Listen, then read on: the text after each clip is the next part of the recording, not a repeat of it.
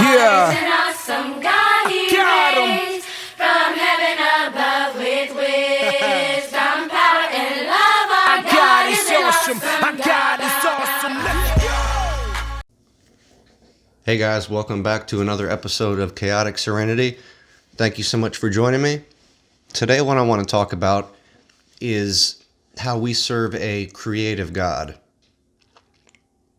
We serve a God who will use all kinds of ways to get our attention and to teach us principles. I believe that God does speak to us through His Word primarily. I also believe that He speaks to us through His Spirit. But I've found many times in my life where God has used people or things in my life to illustrate biblical truths to me. So not to teach me new things that aren't in the Bible, but just things that teach me the principles and truths that already exist in the Bible, but just teach them to me in a way that's very interesting and unique to me. So one of those examples that I wanted to share with you guys is about a dog. I'm a dog person. I love dogs. I like cats too, kind of. I'm allergic, but cats are cute, whatever. But I am a dog lover. And when I was in my, say, early 20s, I had a couple of dogs. And I was single, living in a house with some roommates. And I was working at a cable company doing customer service around this time. And I was leaving the neighborhood to go to work one day. And when I was leaving the neighborhood, I saw a little dog that was pretty mangy looking. It was black. I couldn't really tell what kind of dog it was. It looked like part of its ear was missing. The little tip of its ear was kind of gone. The animal was not in good shape at all. But I'm the type of person that whenever I see any kind of an animal, first thing I do is look for a collar. And if they've got a collar on, I'll go see if they've got a tag. And then, I'll call the owner if there's a phone number or an address or something like that. I'll try to get the animal back to its home. So I was looking, and I didn't really see any collar that was visible on this dog's neck. But I couldn't really stop anyways because I was on my way to work. I couldn't be late for work. So I continue on my way to work, and I just kind of said a quick little prayer, and I said, hey, God, if you allow this dog to cross my path again, I'm going to get it. So lo and behold, I want to say that this was a couple days later on the weekend maybe, and I had left the house to maybe go to the grocery store. I don't know exactly what I was doing, but I was leaving the house, and sure enough, this dog crossed my path again. So I said, all right, well, I'm kind of determined now. Now I'm gonna apprehend this dog, and what I was going to do is see if I could take it over to the veterinarian's office where my dad takes all of his animals. My dad is, do you guys know any of those like crazy old cat ladies? My dad is one of those crazy old cat guys. He takes in all these stray cats. He takes them to the vet and gets them, spayed or neutered, gets them their shots. So the vet has become pretty good friends with my dad, and he gives my dad an animal shelter discount. So I'm thinking if I can get this dog, maybe I can take it to the vet, and maybe they'll be able to help me find a place for this dog, help it find a home.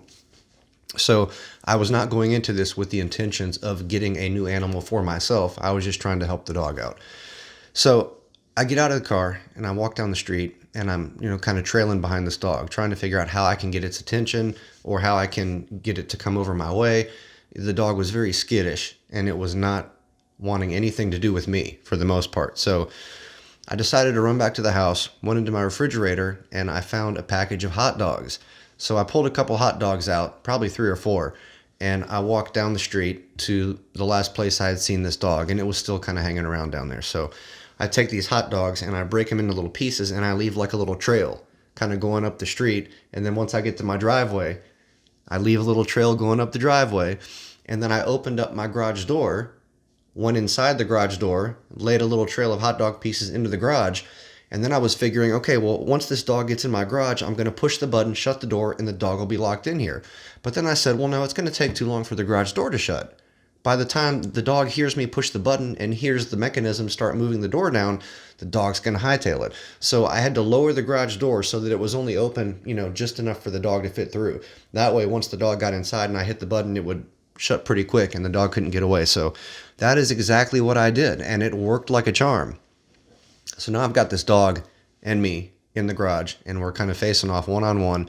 The dog didn't appear to be aggressive, so I just sort of manhandled it as gently as I could to get a hold of it and get it inside the house. So I called my dad, asked him what I should do, and he said, well, just call the vet, see if you can set up an appointment to take the dog in, get it shots, and we'll see if they can help us find a home for it, so on and so forth. So I set up an appointment to take this dog in.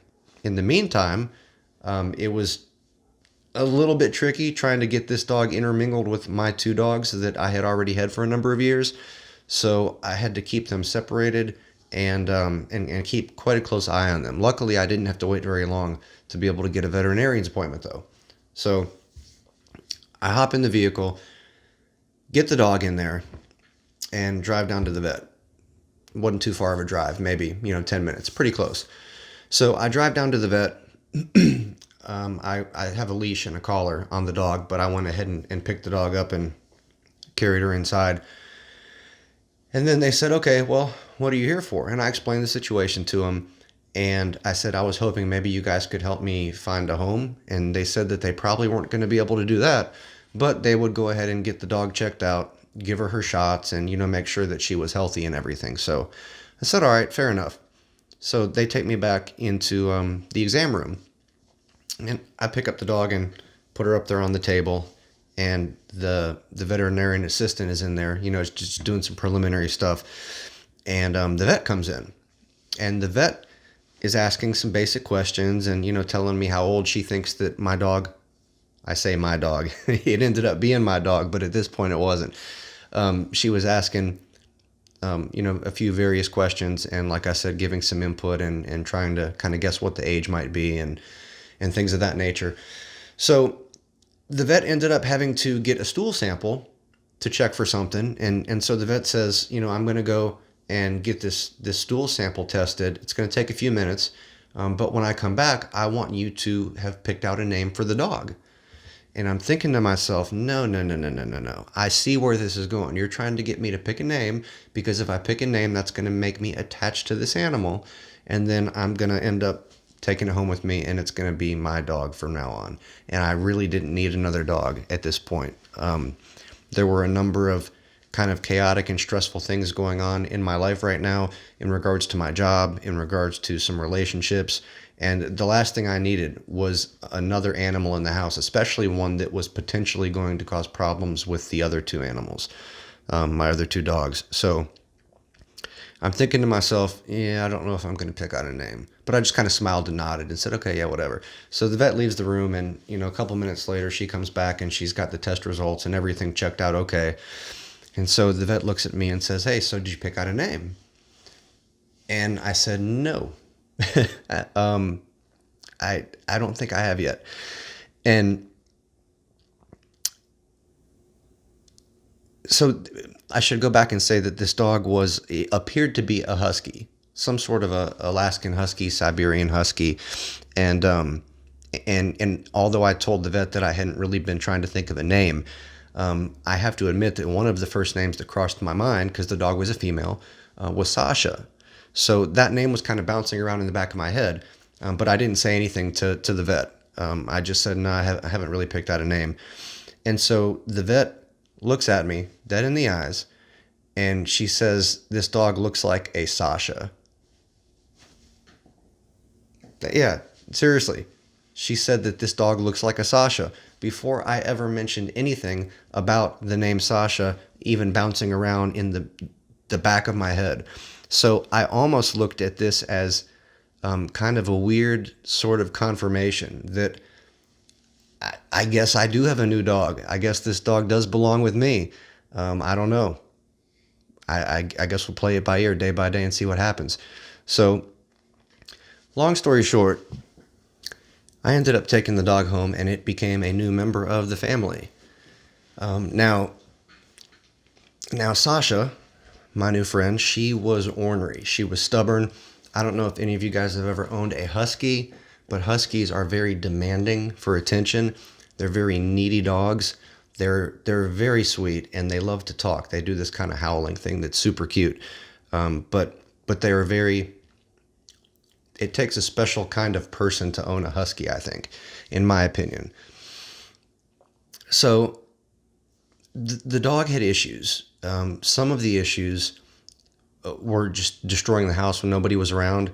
I don't know if it was separation anxiety, but she would scratch at the hardwood floors. She would tear up the carpet. She would just destroy stuff. Anytime that I was home and me or someone else, came in or out the front door, she would try to make a run for it and bolt and just be gone, running through the neighborhood, just running, going to chase squirrels, doing whatever. Very, very disobedient, causing a lot of headaches. So the veterinarian's office had checked with me to see how Sasha was doing, and I explained some of the stuff that was going on. So they referred me to a dog trainer. This dog trainer happened to live in Bethlehem, Georgia, of all places. It's kind of funny, telling a story about how God uses a dog in my life, and I need to look for a trainer, and the trainer happens to be in Bethlehem, right? So the vet recommends this trainer. Her name was Ashley. She lived on a big farm out in Bethlehem. She's got lots of property, lots of acreages, and lots of horses, cats, dogs, all kinds of animals. And so I called Ashley and discussed what the options were to get Sasha trained. And one of the options was to train Sasha to be obedient off leash with no leash. It was a little bit more costly, but at this point, I really needed her to not be bolting out the door and to be obeying when I did not have her on a leash, as well as when I did have her on a leash. So I opted to go with this training program for Sasha. Now, some time had passed between when I first got Sasha and when this incident right here happened. I had met the woman that currently is my wife, and we had gotten married, and I had moved in with her. So at this point, the situation was still very similar as when I found Sasha, except I was living with my wife and not living with my roommates. So my wife had become part of the decision-making process as well. So we both agreed that we should opt for this training for Sasha. So what this consisted of is Sasha would have to go live with the trainer on her farm for, I think it was like roughly 30 days, supposed to be about 4 weeks. And so the trainer came to our house and picked up Sasha, put Sasha in the back of her vehicle, and drove off. And Sasha was looking at me like, "Daddy, what's happening? Where am I going, and who is this person that's taking me, and why aren't you here with me?" She just had this look of fear on her face, a look of confusion, a look of sadness, and I felt so bad. I felt like she thought I was abandoning her, but in reality, what I was doing is, in order for her to be a functioning member, so to speak, of our family, some changes had to be made. I wasn't capable of making those changes. I had to send her off for the trainer to help change her and make some of those changes so that she could come back and live with us, and everything would be fine, everybody would be happy, and it would be a good situation, and the house wouldn't be getting destroyed. So it just broke my heart to think about this dog who had become so attached to me, that I kind of, sort of rescued. Now I just sort of sent her off, and I knew she was going to come back, in about a month, but Sasha didn't know that she was going to come back. For all she knew, I had just given her away, and now she was gone with some stranger forever. So what was cool is that the trainer would take pictures and keep us posted regularly throughout the week and send us videos and pictures and stuff of the progress that Sasha was making. But it absolutely just tore me up on the inside to have to send her off like that. And she didn't know what she was doing, and she was scared. But at the end of the training period, everything worked out. The trainer, Ashley, had brought Sasha back to us. Sasha was a little bit skittish at first. At first, she acted like she didn't quite recognize me. But then after a short amount of time, she warmed up and she got all excited.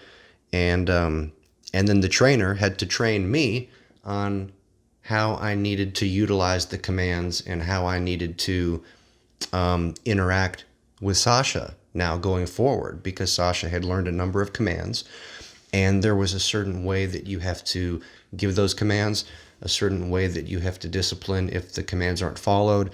It was a lot to learn for me, just as the owner. So Ashley ended up working a miracle in Sasha in that she was able to get her trained and to get her behavior changed. And I was able to walk Sasha without a leash. She would stay right next to me. She would sit if I told her to sit. She would stay if I told her to stay. It was just such a blessing.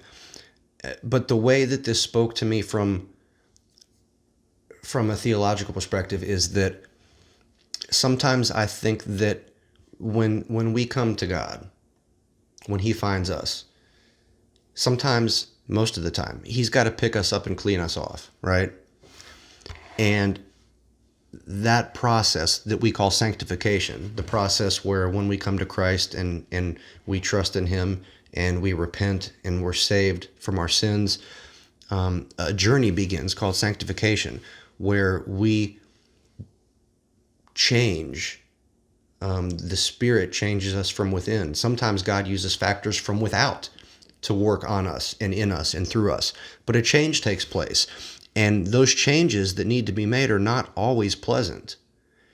And, sometimes I feel like God, in order to answer our prayers on the bigger scale, he may put us into situations where we don't understand why we're there.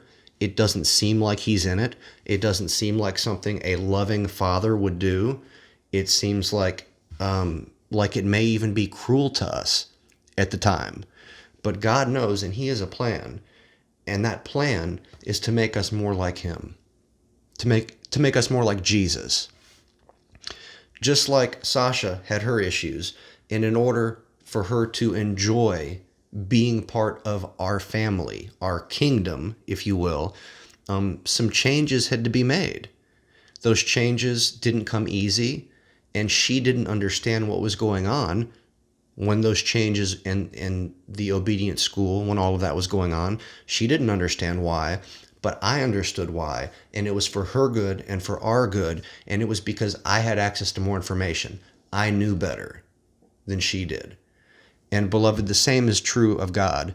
So much more so, exponentially more so, that God knows what we need more than we know what we need. And in order to answer our prayers, he may put us in places or situations or positions that are uncomfortable or sometimes downright miserable in order to produce in us a result of making us more like Jesus, so that we can enjoy a relationship with him more than before the trial or tribulation or lesson or discipline.